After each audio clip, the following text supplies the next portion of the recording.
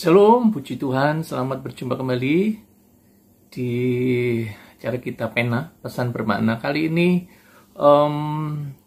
ada yang bertanya dan mencoba untuk meminta saya untuk memberikan pembahasan tentang orang baik. Saudara, sebentar kita akan bahas sebentar, mungkin saudara akan bisa memahami.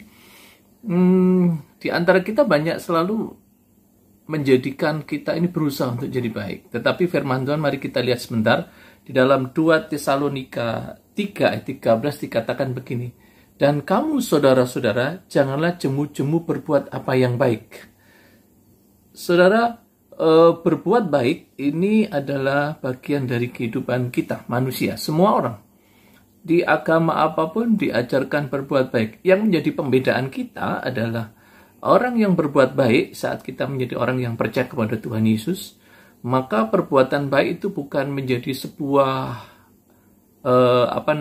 cara untuk kita menerima anugerah atau kasih karunia, yaitu anugerah keselamatan. Tetapi perbuatan baik itu adalah cara kita bersyukur supaya kita ini karena sudah menerima apa yang baik dari Tuhan, dan ketika kita bersyukur maka kita melakukan kebaikan karena kita sudah terima yang baik. Jadi perbedaannya adalah kalau yang mungkin yang lain dengan cara berbuat baik untuk bisa kita menerima penebusan dosa, pengampunan dosa, dan macam-macam.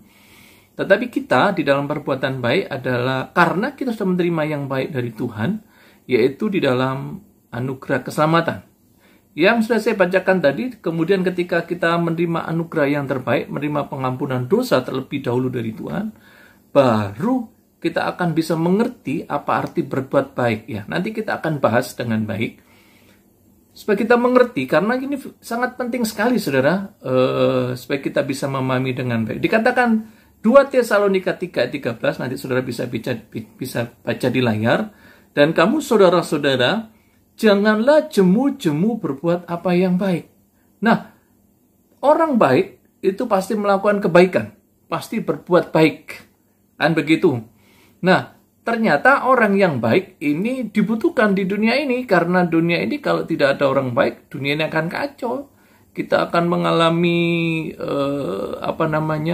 persaingan, pertikaian, pertengkaran, dan semuanya. Nah, dibutuhkan orang baik.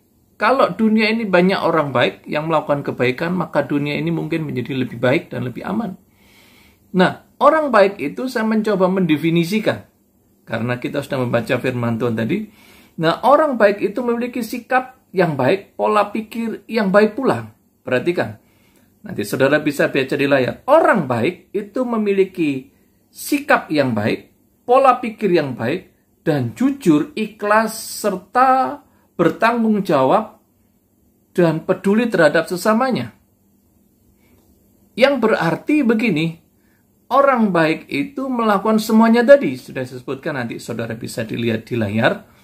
Jadi orang baik itu adalah memiliki sebuah sikap. Jadi orang baik itu adalah sebuah sikap yang baik, pola pikir yang baik, orang yang bisa disebut orang yang jujur, ikhlas, orang yang sabar, bertanggung jawab, dan peduli terhadap sesama.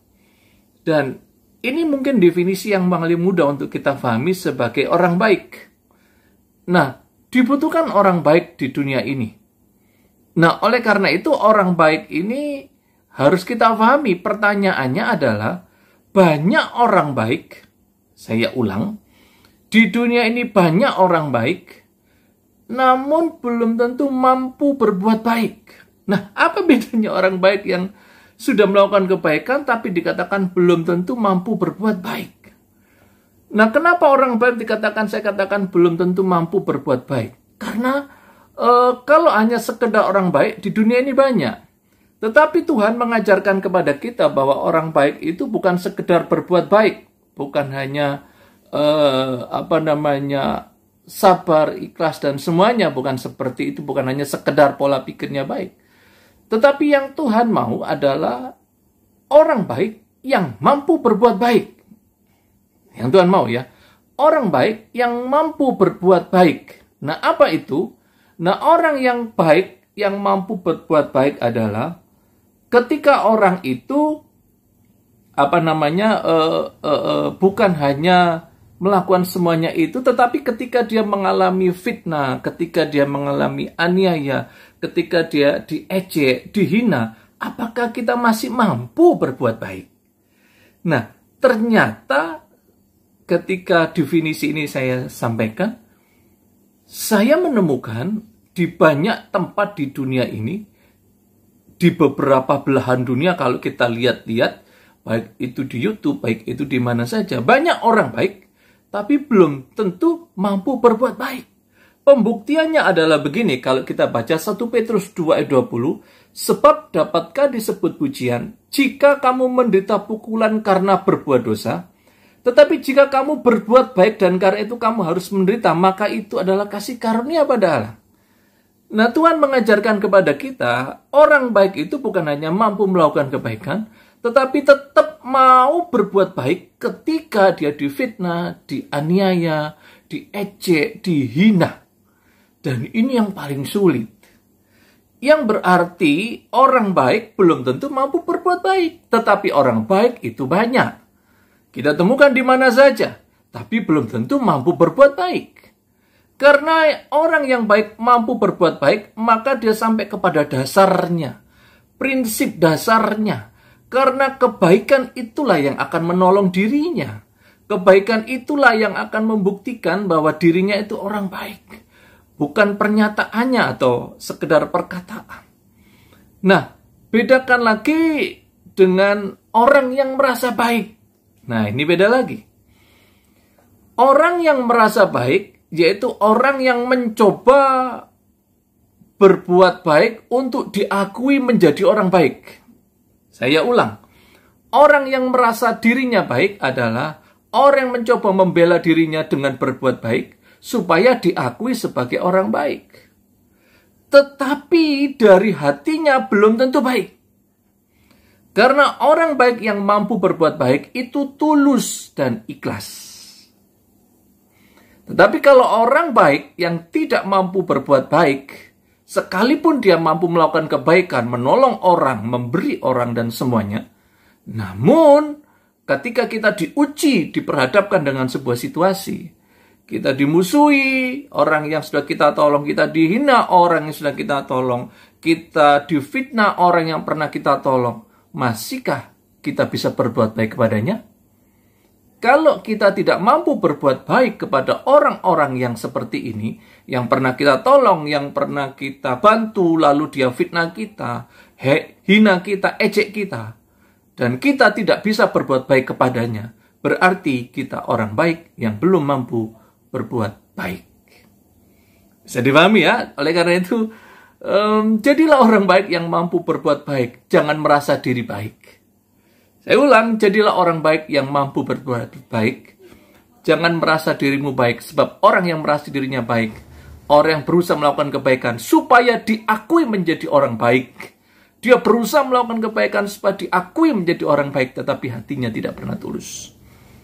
Ini adalah orang yang merasa dirinya baik. Ya, oleh karena itu, belajarlah menjadi orang baik yang mampu berbuat baik. Jangan merasa diri baik. Sekalipun engkau dihina, sekalipun engkau dicaci, difitnah, orang itu pernah kita tolong, orang itu pernah kita bantu, bahkan orang itu sudah pernah menerima kebaikan kita, dan kemudian dia berbalik menyerang kita, melawan kita, tetaplah lakukan kebaikan. Karena itulah yang dikehendaki Tuhan. Karena itulah yang Tuhan mau. Jika kita tahu berbuat baik, kita sudah dihina, difitnah, kita harusnya berbuat baik. Dengan kasih yang benar, seperti Tuhan Yesus ajarkan. Tuhan Yesus difitnah, dihina, sudah dia tolong, sudah dia bantu manusia, ditebus dosanya, diampuni dosanya, diajarkan kebaikan. Menerima mujizat, menerima berkat-berkat, namun manusia tetap mengejek, menghina. Lihat cara Tuhan Yesus. Dia tetap melakukan kebaikan. Sekalipun dia menerima yang tidak baik. Saya ulang, sebagai rangkuman yang harus kita yang harus kita pahami adalah, perhatikan ini, catat, nanti akan muncul di layar, jadilah orang baik yang mampu berbuat baik dan jangan merasa diri baik. Sebab orang baik yang mampu berbuat baik, sekalipun dihina, sekalipun difitnah, sekalipun kita menerima ejekan, sekalipun orang yang sudah pernah kita tolong itu berbalik menyerang kita, tetaplah berbuat baik kepadanya. Karena itulah yang Tuhan mau dalam hidup kita. Jadilah orang baik yang mampu berbuat baik. Jangan merasa